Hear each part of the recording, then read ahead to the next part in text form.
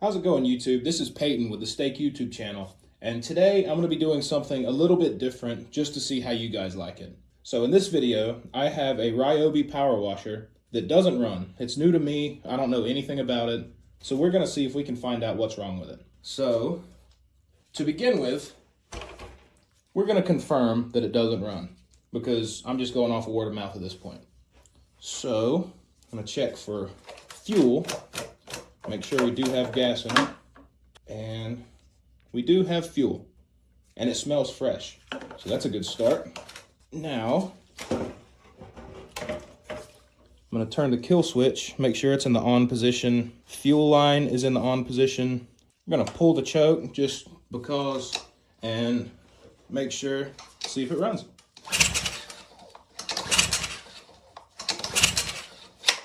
Not looking like it. Maybe with the choke off. No signs of life whatsoever. In that case, the easiest thing to check is wrong right now is spark. All right, so to check for spark, you need to find your spark plug. In my case, it's on the front of the power washer.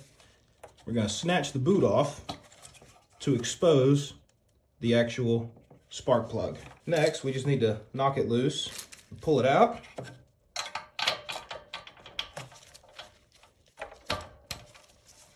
Felt like it was on there pretty well, so it hasn't been tinkered with. And we have a healthy looking spark plug. It's a little, that dark coloration means that it has been run before, so we know we don't have a lemon. And check for spark. Gonna plug this end back into the boot and ground it to any metal part of the engine. I'm gonna choose right there. Make sure that the kill switch is in the on position and give her a pull. That looks like spark to me. So now we know we have spark, and it is definitely, most likely, a fuel issue. At this point, we're just gonna put this back in. And on this channel, we don't worry too much about torque specs. We go off of the German standard, good and tight. Just like that. And we're good. So now we know we have spark, and, oh, I forgot to mention this. We know we have air because there's no cover and no air filter, so it's just an open channel to go into the carburetor. So the next step is gonna be to pull the carburetor off and see how that looks. Now to get to the carburetor, I believe we're gonna have to snatch off these two bolts and see what's actually going on up under there. All these tools and have no idea where any of them are. You're a 10, aren't you? Ding, ding, ding. All right. Snatch off these 10mm bolts, and they're unbelievably long for no reason. In the world. All right. Now that this cute little carburetor is exposed, we can work on taking it out, or at least maybe I'll be able to just flip it upside down without unhooking anything. It's down here is the bowl of the carb. This is where the fuel runs into. And then the air pressure sucks a little bit of fuel up and causes the air-fuel mixture that causes the little explosion. What are the chances that's a 10 also? On the money. Perfect world, you'd have like a catch can up under this to catch all the gas. But my situation, I have this used candle. It's gonna be perfect. So let's see. Crack this open. Oh my God. There we go. I'm gonna let that drain for a minute. Get all that fuel out of there. Now that that fuel is out of there, we don't have to worry about making a huge mess everywhere. It's just gonna be a small mess. Now, pop this bowl off.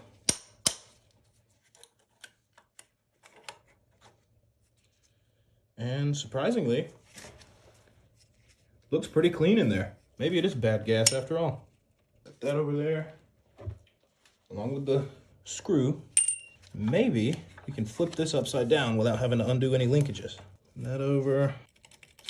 Let's just check and make sure that it is actually getting gas to the carb.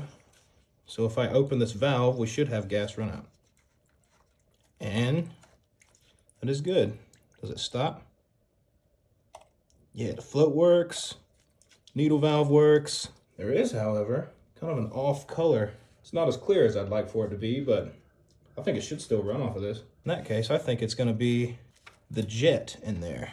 So let me go grab a flathead screwdriver, see if I can back that jet out. This is hard to do when you can't see it. There we go. Frantic taps was the answer.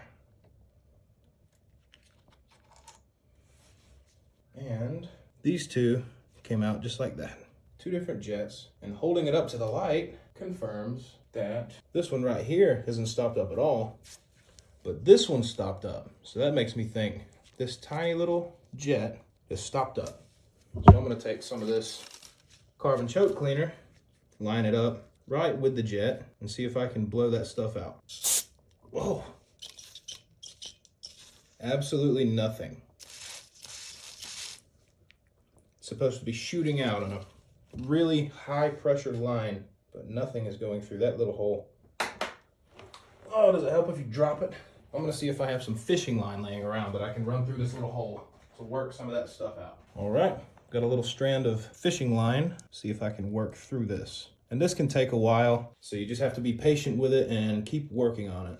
The technique is to run the line up through the middle of the hole and work it back and forth, spin it a little bit, and eventually you're gonna poke your way through. Unfortunately, this one's really bad. I wish I had like a piece of steel wire that I could use, but over here we make do with what we have. All right, I finally made some leeway with that fishing line, running it in and out. I finally cleared it out. This is what it's supposed to look like. If you shoot some through the hole, just like that. So now we're good to put this jet back in. But just in case, I'm gonna clear out this other jet. Just in case there's anything in there that I didn't really see. Looked good to me. And clear out this channel up here a little bit too. Oh, where's the candle? Can't make a mess in here.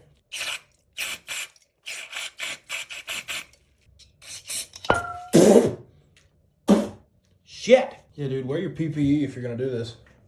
All right, so we're gonna bring it back up exactly how it came out. Easy trick is to find wherever the shiny side is on this thing. That's where it meets up with the back of this jet. All right.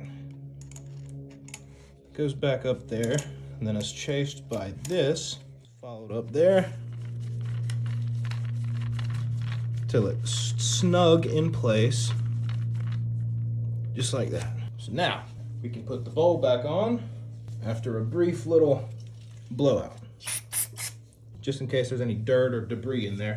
Bowl goes over the important stuff. It's held on with this little nut. Bolt, whatever the hell. Just snug it up a little bit. Now, thankfully, we didn't have to undo any linkages, so we can just put everything back together how it was. Shit.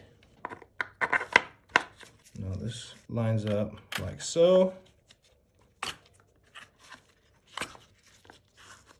If I'm lucky, just like that. Nice. Get them started by hand. Snug them up. The ratchet.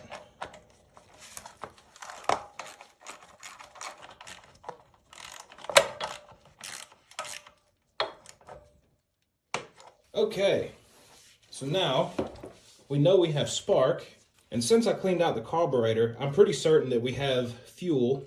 For now, let's turn the fuel back on and give it a minute to let that fuel flow and fill up the carb bowl. All right, it's been a few minutes. I'm gonna go ahead and see if we have any signs of life now.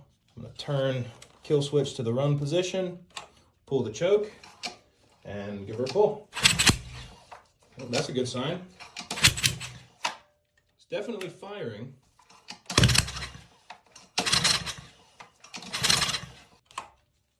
Let's try it with choke again. Well, it's definitely firing because I can smell the exhaust in there. Maybe I just didn't let it fill up enough with fuel. Or it could have been pulling a vacuum from up here if this cap isn't vented. Now there's nothing. Not sure what I did.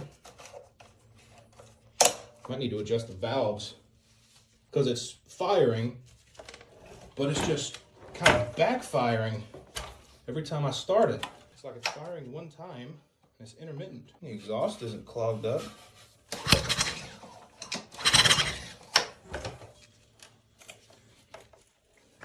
It might actually be.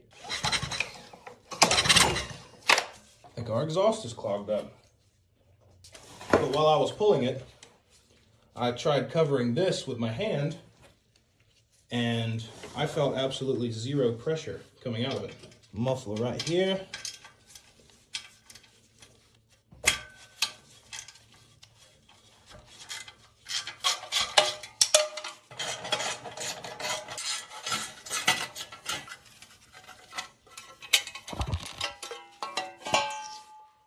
Just like that, heat shield comes off. What are the chances this comes apart in 2 pieces?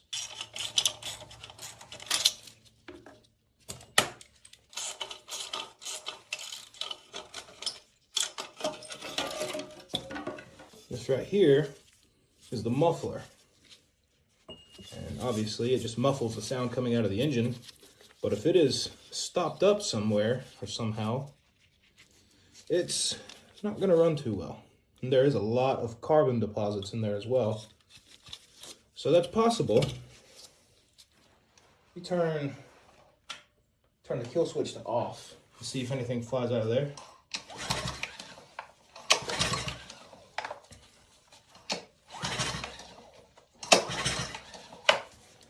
There is like no pressure, just a bunch of gas making its way through. It just has no compression, or at least not enough compression to run. Let me snatch that spark plug back out and see if that's the case. In the perfect world, you would run a compression check with a compression tester, but in my world, you can put your thumb over the spark plug hole, and if it blows your thumb off or makes a quick popping noise, air pushing past your thumb, it's got probably enough compression to run. Yeah, and our spark plug is wet.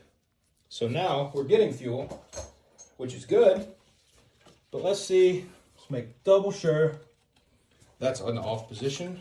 Hold our thumb over the hole that spark plug screws into, and oh, there is nothing.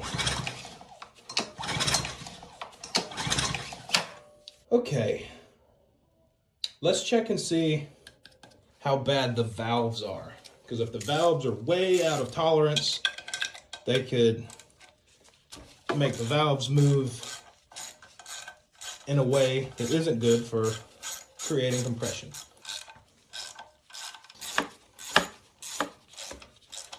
Don't make a mess everywhere. Where is my, here we go, my mallet.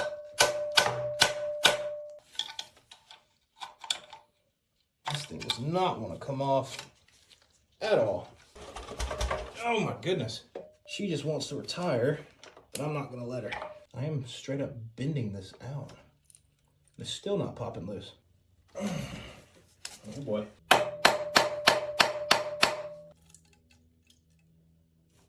It's a progressive sound. Oh my goodness. The thing was on there. Well, still is.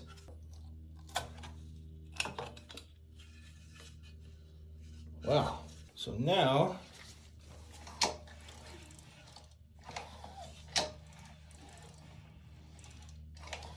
this is way out of clearance right here in the world. So we have a stuck valve. That'll definitely do it. What are the chances I can just knock it loose real quick?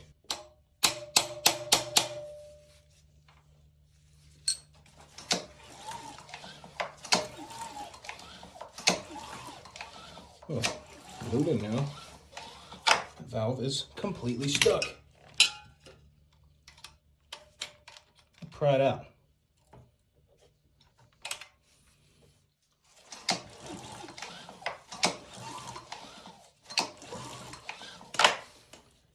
Yeah, you see how this one's jumping up and down and this one's stuck down? That is supposed to be doing the same thing as the other one.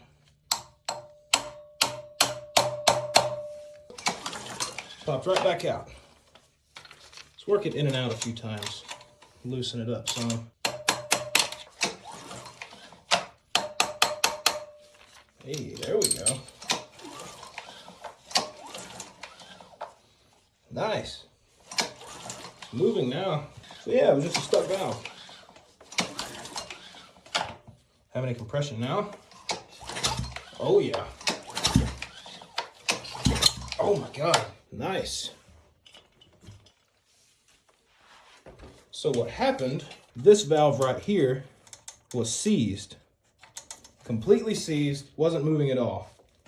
I just knocked it with a hammer a good bit, and now they both move freely, albeit I'm not sure where top dead center is. Yeah, they both feel good. They're not way out of position, and they're both moving. So I'm gonna pop this cover back on, pop the exhaust back on, and see if she'll run now.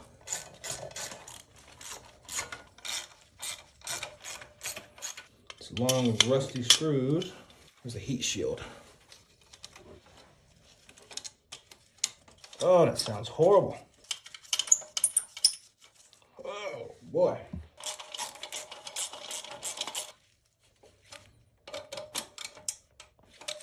Okay, we're getting really close to hearing this thing run. Let's put this spark plug back in here.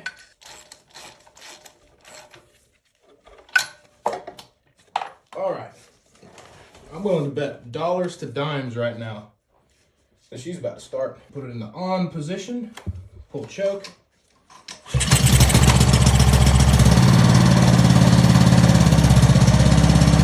Just like that, baby. That's how you get an old Ryobi power washer to start running again.